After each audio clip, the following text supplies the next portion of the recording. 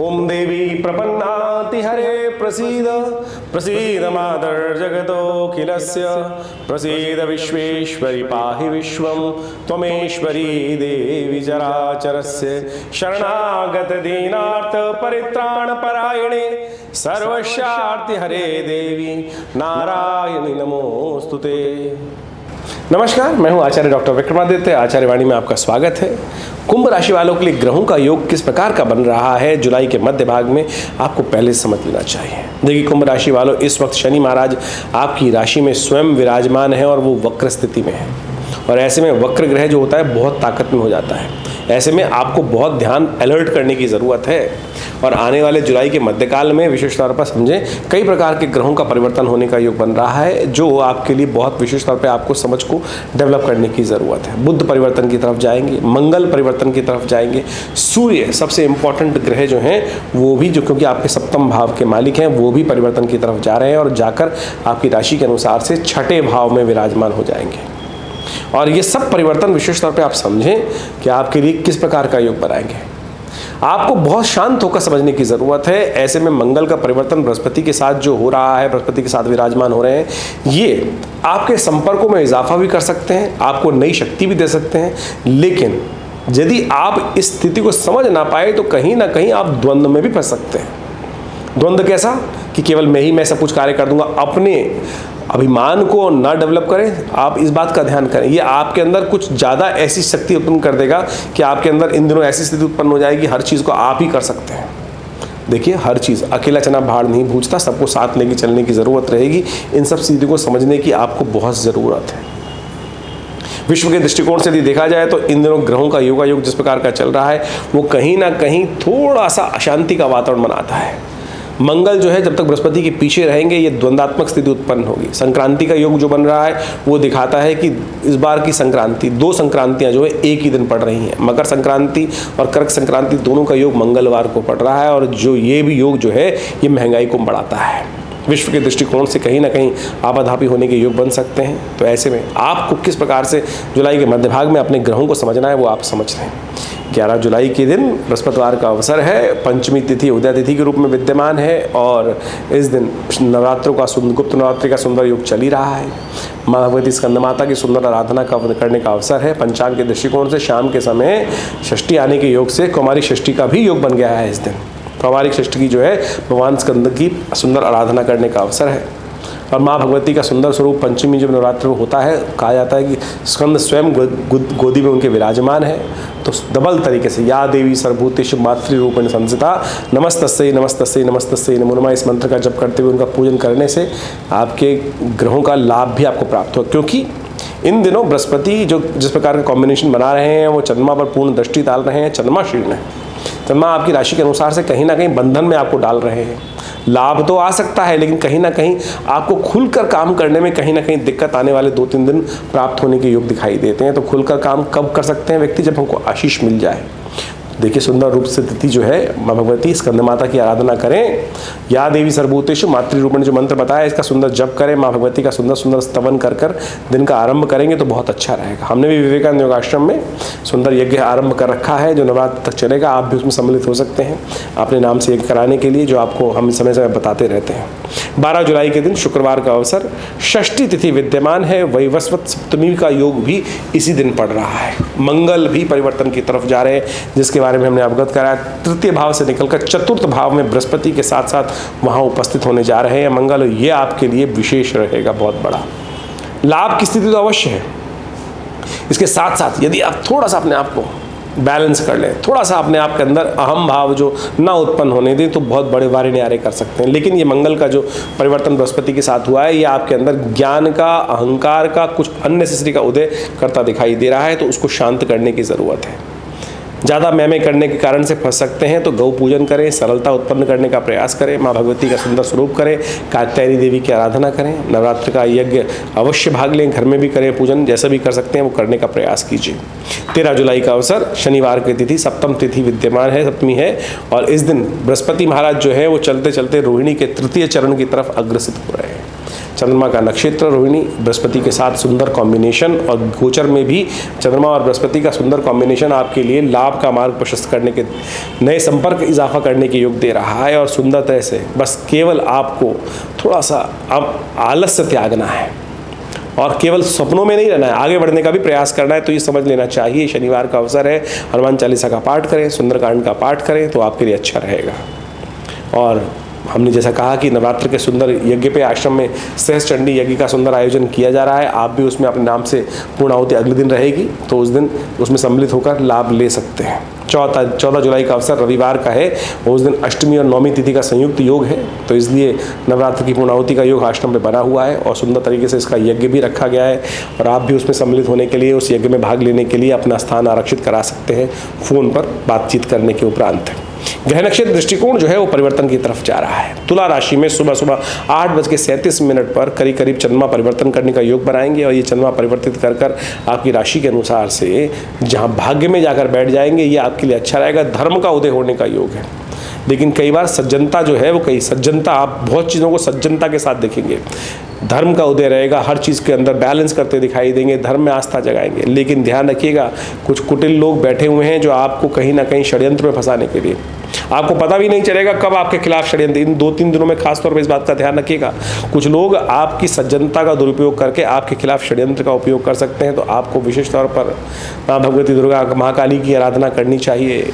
सर्वा बाधा प्रशमनम त्रैलोकस्य अखिलेश्वरी एवमेव तया कार्यम अस्मद्वैरी विनाशनम, इस मंत्र का जप करना चाहिए। सूर्य परिवर्तित होकर आपके लिए वैसे ही स्वास्थ्य के मामले में थोड़े खराब हैं, तो सूर्य को भी जल दें, वो बहुत ज़रूरी है। गेहूं का दान करें। थोड़ा सा मस्कुलर वीकनेस इन दिनों आपको परेशान कर सकती है, इन सब बातों का ध्यान रखते हुए कार्य करने की ज़रूरत है। 15 जुलाई का अवसर सोमवार की तिथि है, नवमी तिथि विद्यमान है, ये भड्डली नवमी है। अनसूज सायों में ये आखिरी साया है, 4 महीने के बाद फिर कोई नया शुभ कार्य आरंभ करने के योग बनेंगे। शुक्र उदय होकर सुंदर तरीके से जो गति बना चुके हैं, नए कार्यों का आरंभ करने का सुंदर अवसर चल रहा है। तो अवश्य नया कोई भी अनसूज का नया दुकान, किसी भी प्रकार का मुहूर्त करना है तो इस अनसूज साय का उपयोग अवश्य करने का प्रयास करें। फिर 4 महीने के लिए देव सो जाएंगे 2 दिन बाद के लिए। तो आप ग्रह नक्षत्रों को समझते हुए कार्य करें, अननेसेसरी के खर्चे ना पालें, इस बात का थोड़ा ध्यान रखते हुए कार्य कीजिएगा। चंद्रमा जिस प्रकार के कॉम्बिनेशन बना रहे हैं इस राशि के अनुसार से, वो अननेसेसरी की कहीं ना कहीं बेकार के खर्चे आपके जिम्मे पड़ सकते हैं, ध्यान रखना पड़ेगा। सुबह सुबह दान पुण्य करें, और भड्डली नवमी के दिन किया हुआ दान भी बड़ा शुभ माना जाता है, तो इस बात का कर सकते हैं। भगवान शिव की आराधना कर सकते हैं, वो भी आपके लिए उपयुक्त रहेगा। 16 जुलाई मंगलवार का अवसर, दशमी तिथि है और इस दिन परिवर्तन का योग बन रहा है। चंद्रमा परिवर्तित होकर शाम के समय करीब करीब परिवर्तन का योग बनाएंगे, जो वृश्चिक राशि में प्रवेश करेंगे। सुबह सुबह सूर्य परिवर्तन की तरफ जा रहे हैं कर्क राशि में, करीब करीब 11:15 बजे के आसपास। संक्रांति का सुंदर योग बन रहा है इस दिन। सुंदर कई प्रकार के योग जो बने, संक्रांति भी है और मंगलवार भी है। तो हमने कहा विवेकानंद योगाश्रम में क्यों ना सुंदर रूप से हम सुंदरकांड का पाठ करें, हनुमान जी की सुंदर आराधना करें। तो इस दिन सुंदर हनुमान जी का पाठ रखा गया है, क्योंकि मंगल इन दिनों बृहस्पति के साथ जिस प्रकार का योग बना रहे हैं वो कहीं ना कहीं कष्ट देने के योग बना रहे हैं। तो अवश्य उसे शांत करने के लिए हनुमान जी का स्तवन करने का प्रयास करना चाहिए। जिस प्रकार का हमने आपको ग्रह योग बनाया, सुबह का समय थोड़ा खर्चों को बढ़ाता दिखाई दे रहा है, शाम के समय धन लाभ होने के योग बनते दिखाई दे रहे हैं। तो सुंदर हनुमान जी का पाठ करें, पूजन पाठ करें, वो आपके लिए अच्छा रहेगा। संक्रांति का पुण्य है, तो ऐसे में कोशिश ये करें जल का दान, घी का दान, गेहूँ का दान, और ये सब कर आप लाभ ले सकते हैं।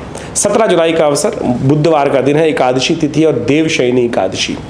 ये देवशयनी एकादशी जो है विशेष तौर पर देव शयन हो जाता है, भगवान विष्णु शेषैया पर विश्राम करने चले जाते हैं और समस्त संसार जो है वो भगवान भोलेनाथ के जिम्मे आ जाता है। और सावन आ रहा है, सुंदर तरीके से भगवान भोलेनाथ को सुंदर तरीके से एक लोटे में प्रसन्न करने के दिन आ रहे हैं। और यदि एक सुंदर कार्य आपने कर लिया ना, आप समझ लीजिए भोलेनाथ जी समस्त आपके भाग जगा देंगे। ये ग्रहों की स्थिति जो है आपके लिए बनी हुई है, गजकेसरी योग की स्थापना है इस वक्त। बृहस्पति आपके 4th भाव में, चंद्रमा आपकी राशि के अनुसार से 10वें भाव में। ये ग्रहों की स्थिति लाभ के मार्ग प्रशस्त कर रही है, लेकिन मन में कुट लगातार बनी हुई है। कुटकुट त्यागिए और अननेसेसरी विश्वास जगाकर भगवान की सुंदर उपासना कर कर, पूजन कर कर, शिव का ध्यान करते हुए कार्य करने का प्रयास करें तो आपके लिए सब शुभ होगा। श्री गणेश जी का सुंदर ध्यान करते हुए कार्य करने का प्रयास कीजिए। बुधवार का अवसर है, 1-2 दूर्वा गणेश जी को अर्पित करें, पीला पुष्प गणेश जी को अर्पित करें। देखिए आगे बढ़ने के सुंदर अवसर आपको बनते दिखाई देंगे। 18 जुलाई का दिन बृहस्पतिवार का अवसर, द्वादशी तिथि विद्यमान है और ग्रह नक्षत्रों के दृष्टिकोण से यदि आप समझें तो आपको थोड़ा सा इस बात में जो मन लग रहा है, मन में ऐसा भाव उत्पन्न हो सकता है कि कहीं कोई मेरा नुकसान ना कर दे, कहीं मेरा कोई हिस्सा ना खा जाए। ऐसे ग्रहों के योग बिल्कुल नहीं है। जो आपका कर्म है, आपका कर्म का फल आपको ही मिलना है, ये ग्रह साफ साफ निर्देशित कर रहे हैं। तो बस आपको सही दिशा में चलने की ज़रूरत है। लेकिन शनि महाराज आपकी लग्न राशि में उपस्थित जो होकर वक्र स्थिति में है, वो आपको कहीं ना कहीं टेढ़ा मेढ़ा स्थिति भ्रम उत्पन्न करते दिखाई दे रहे हैं। भ्रम त्यागिए, मन में अविश्वास को दूर कीजिए और उस अविश्वास को दूर करने के लिए सबसे बड़ी आवश्यकता है बृहस्पतिवार के दिन पीली चीज़ों का दान कीजिए। गौ सेवा करें, गाय को चने की दाल का दान करें और हो सके तो पीली चीज़ों का आप केसर का टीका लगाएं, गुरुजन का आशीर्वाद लें। देखिए सही दिशा आपको प्राप्त होने का योग बन जाएगा। 19 जुलाई ग्रह नक्षत्रों के दृष्टिकोण से शुक्रवार का अवसर, त्रयोदशी तिथि है, प्रदोष का सुंदर योग है और एक और ग्रह परिवर्तन का योग बना रहा है। रात्रि में सिंह राशि में बुध का प्रवेश हो रहा है। सिंह राशि में बुध का प्रवेश आपको बहुत बढ़िया तरीके से सुनियोजित करने का प्रयास करेगा। मंगल, शनि, बृहस्पति जिस प्रकार का योग बना रहे हैं, ये कहीं ना कहीं विश्वास भी जगा रहे हैं, आगे बढ़ने की साथ दे रहे हैं, लेकिन द्वंद्व ले रहे हैं। लेकिन उस द्वंद्व में चीज़ों को ऑर्गेनाइज करने की स्थिति यदि सही आ जाए, जिसे बुध ने परिवर्तन करके बनाई है, तो आपकी स्थिति बहुत अच्छी हो सकती है। तो ऐसे में सुंदर तरीके से काम करें। शुक्रवार के दिन ये सुंदर प्रदोष का योग बना है, महालक्ष्मी को प्रसन्न करने का अवसर है। धनु राशि में चंद्रमा का परिवर्तन भी हो रहा है, जो लाभ स्थान में उपस्थित हो गए हैं आपके लिए। तो आप यदि सुंदर रूप से भगवती महालक्ष्मी की सुंदर उपासना करें और गौ पूजन करें, साथ साथ भगवान शंकर का सुंदर अभिषेक करें, तो ये सब कर कर आप अपने ग्रहों को सुंदर कर सकते हैं। ग्रह स्थिति आपके लिए अनुकूल होती चली जा रही है। यदि हम बात करें 20 जुलाई की, तो 20 जुलाई को ग्रह नक्षत्र दिखा रहे हैं शनिवार और चतुर्दशी तिथि। इस दिन सत्यव्रत का सुंदर योग है। ग्रह नक्षत्र दृष्टिकोण से आपके लिए जैसा हमने बताया कि जो योग बन रहे हैं, चंद्रमा धनु राशि में उपस्थित होकर आपके 11वें भाव में है और ये कहीं ना कहीं थोड़े खर्चे भी बढ़ा रहा है, लाभ की स्थिति उत्पन्न कर रहा है। तो लीकेज बंद करने का आपको प्रयास करना चाहिए और भगवान विष्णु के सत्यनारायण स्वरूप का ध्यान करते हुए, उनका पूजन करते हुए केले का प्रसाद उन्हें अर्पित करने का प्रयास करें। सत्यनारायण कथा की सुने, देखिए कष्ट दूर होने के सुंदर योग बनेंगे आपके लिए। तो इस प्रकार से ज्योतिष जो है ना, एक प्रत्यक्ष विज्ञान है और ज्योतिष के प्रत्यक्ष विज्ञान को हम अपने जीवन में उतारने का प्रयास करना चाहिए। कई लोग हास्य परिहास के अंदर ज्योतिष का अनेक प्रकार से मजाक भी उड़ाने का प्रयास करते हैं। देखिए, आप किसी भी विज्ञान के किसी भी चीज़ का कभी भी मजाक उड़ा सकते हैं। हर चीज़ का मजाक उड़ाकर जिंदगी भी मजाक बन जाती है उस प्रकार से। ज्योतिष हमारे शास्त्रों का एक ऐसा अद्भुत चमत्कारी विषय है जिसको बहुत शोध के उपरांत शास्त्रों में वर्णित किया गया है। भविष्य को दिखाता है, बताता है, समझाता है कि क्या कुछ ग्रहों का योग चल रहा है। तो इसको हमें देश काल परिस्थिति के अनुसार से समझते हुए उसका लाभ लेने का प्रयास करना चाहिए। ज्योतिष की काल गणनाएं जो है वो वास्तविक तौर पर जो हम आपको बता रहे हैं वो तो गोचर के दृष्टिकोण से आपके समक्ष रखने का प्रयास कर रहे हैं। ये आपके 12 राशियों में पूरे संसार को विभाजित करने का एक सुंदर तरीका है। लेकिन एक समझिए, संसार तो इतना बड़ा है, उनके जीवन में भी परिवर्तन बहुत क्षणिक परिवर्तन हो जाता है, हल छोटे छोटे परिवर्तन से। लेकिन हमने विभाजित 12 कैटेगरी में किया और उन कैटेगरीज को सब डिवाइड करने के लिए आपकी अपनी जन्मपत्री है। और जब ज्योतिष विज्ञान के किसी ज्ञानी के पास जाया जाता है तो वो गोचर को आपकी प्रत्यक्ष जन्मपत्री पर डालकर उसका प्रत्यक्ष अनुभव को देखने का प्रयास करता है। तो उसी प्रकार से आप सबको भी इस ज्योतिष विज्ञान के शास्त्र को समझने का प्रयास करना चाहिए। नहीं तो पता है क्या होता है, कई बार हमारे पास बहुत सारे लोग आते हैं और देखते हैं कि महाराज पहले आ जाते तो ये दृष्टि पता चल जाती, कुछ ग्रहों का योग है और बहुत सारे नुकसान से बच सकते थे। यही प्रभाव है, वास्तविक तौर पर समझ लें। अभी कुछ दिन पहले हमारे पास एक व्यक्ति जन्मपत्री दिखाने के लिए आए। उनके घर में कोई घटना घटी और उन्होंने पहले नहीं दिखाई थी। जब उनकी वो घटना घटने के बाद जन्मपत्री दिखाने आए तो उनकी तमाम घर के लोगों में, उनके बच्चों की, उनकी पत्नी की कुंडली में ऐसा योग था कि वो सब के सब पिता के लिए भारी थे। और उन तीनों मतलब दोनों लड़के और स्त्री की कुंडली में इस प्रकार का योग था कि वो पति के लिए भारी है और कुछ दिन पहले पति का जीवन समाप्त हो गया। यदि ये पहले पता चल जाए कि इनके ग्रह भारी हैं तो उसका निवारण करने का रास्ता बनाया जा सकता है। तो इस बात को हमें समझना चाहिए। तो आप भी ज्योतिष को प्रत्यक्ष रूप से समझने का प्रयास करें और हमने विवेकानंद योगाश्रम के माध्यम से भारतीय ज्योतिष को बहुत गहन अध्ययन करके, चिंतन करके, अपने पिता आचार्य श्री केशव देव जी महाराज के सानिध्य में रहकर बाल्यकाल से ही ज्योतिष का बहुत विचार सीखा, समझा। और आज भी मैं कहता हूँ, मैं ज्योतिष का कोई बहुत बड़ा प्रकांड आचार्य नहीं, एक बालक ही हूँ, एक छात्र ही हूँ जो उसको समझने का प्रयास करता हूँ। नित्य प्रति कुछ नई बातें अवश्य ज्ञान में आती हैं और समझ में आती हैं, प्रेडिक्शंस को समझने का प्रयास किया जाता है और हर रोज़ कुछ ना कुछ इंप्रूवमेंट प्रेडिक्शंस में अवश्य जीवन में कालांतर में हर एक के आता है। तो आप भी ज्योतिष को प्रत्यक्ष अपने ग्रहों को सिद्धांतिक तौर पर समझने का प्रयास करना चाहिए। भारतीय संस्कृति में ज्योतिष विज्ञान के हजारों आचार्य हुए और उन्होंने अपने अपने ग्रंथों की रचना करी और उन ग्रंथों के माध्यम से जितने भी शोध ग्रंथ हैं, जैसे जैसे आप स्वयं उसका अध्ययन कर सकते हैं और जैसे अध्ययन करेंगे आपको आश्चर्य होगा कि कैसे उस चीज़ का वर्णन किया गया। जैमिन, पाराशर, ये ऐसे ऐसे ज्योतिष के ग्रंथ हैं कि उन्होंने एक एक सूत्र में ज्योतिष की ऐसी गणनाएं लिखी हैं और जो जब कुंडली पे देखते हैं तो ऐसा प्रत्यक्ष निकलता है कि कैसे उस व्यक्ति ने उस जन्मपत्री के बारे में, उस जन्म जातक के संबंध में शोध करके लाखों साल, हजारों साल पहले वर्णित कर दिया था। तो आप भी उसका लाभ लें और ज्योतिष को हास परिहास में न उड़ाएं। और हमने विवेकानंद योगाश्रम के माध्यम से इन सब चीज़ों को अच्छे से आपके समक्ष प्रकाशित भी करने का प्रयास किया। आश्रम की तरफ से जो पुस्तकें प्रकाशित हैं, जो ज्योतिष के विभिन्न उपचार के माध्यम से, मंत्र विज्ञान के माध्यम से, योग विज्ञान के, यज्ञ विज्ञान के लिए जो समय समय पर आश्रम पर शोध चलता रहता है। हमारे आश्रम पर नित्य निवारण, देखिए ज्योतिष के दो भाग हैं, एक कारण एक निवारण। कारण तो ग्रह काल गणना को समझकर उसको बताया जाता है कि भाई ग्रह इस अवस्था में ऐसे हैं, इसके साथ योगा योग बन रहा है, इसके साथ वियोग का योग बन रहा है, ये मार्गी है, ये अस्त है, ये वक्री है। लेकिन इसके साथ साथ तो ये तो कारण हो गया। निवारण क्या है? निवारण तो परमात्मा का नाम ही है, यज्ञ ही है, पूजा ही है, औषधि ही तो है। वो निवारण भी बहुत शोध करता है। जैसे किसी का स्वास्थ्य के मामले में समस्या हुई तो उसका अनुष्ठान जो पूजा पाठ महामृत्युंजय मंत्र के द्वारा होना है, बिल्कुल शुद्ध रूप से यदि किया जाए तो वो बिल्कुल रक्षा करता है। एक नहीं, हजारों लोगों पर हमने उसका अनुभव देखा। शनि का प्रभाव चल रहा है, शनि के मंत्र का, शनि के स्तोत्र का यदि नित्य प्रति जप किया जाए, करवाया जाए, योग्य ब्राह्मणों के द्वारा करवाया जाए, तो हमने देखा प्रत्यक्ष रूप से उसके नेगेटिव प्रभाव को हम शून्य कर सकते हैं और शुभ प्रभाव को बढ़ाने का कार्य कर सकते हैं। ये मंत्र बिल्कुल प्रत्यक्ष है। यज्ञ इसलिए हमारे आश्रम पे हमने व्यवस्था बनाई कि 8 घंटे नित्य प्रति पिताजी के ज़माने से चलता है और आज भी उस व्यवस्था को हम सुंदर रूप से चलाने का प्रयास कर रहे हैं। जमुना पार्क खुरेजी विवेकानंद योगाश्रम लक्ष्मी नगर में ये स्थित जो है, यहाँ पर नित्य प्रति आज भी 8 घंटे यज्ञ होता है। हर रविवार को आप उस यज्ञ में स्वयं भाग लेने के लिए उपस्थित हो सकते हैं। माँ भगवती के सानिध्य में अभी आने वाले समय में जो उत्सव आते हैं समय समय पर, जैसे इन दिनों विशेष तौर पर गुप्त नवरात्रि चल रही है तो नित्य प्रति उन दुर्गा सप्तशती का पाठ चल ही रहा है, यज्ञ चल रहा है, उसमें बहुत सारे लोग सम्मिलित हो रहे हैं, अपने नाम से भी यज्ञ करवाने के लिए भाग ले रहे हैं। अभी 23 तारीख से विशेष तौर पर सावन आरंभ हो जाएगा और सावन का एक विशेष कार्यक्रम आश्रम पे रहता है कि पूरे 30 दिन तक रुद्राभिषेक भगवान से अपनी मनोकामना उन जलाभिषेक कर कर उनके सामने रखी जाती है। और भगवान शंकर का बड़ा विशाल श्री विग्रह है, जैसे सौराष्ट्र में स्वयं भगवान शंकर का बड़ा शिव विराजमान है, उसी प्रकार से आचार्य श्री केशव देव जी के सानिध्य में प्रतिष्ठित कर कर उनको यहाँ प्रतिष्ठा बनाई गई और बिल्कुल सुंदर तरीके से नित्य प्रति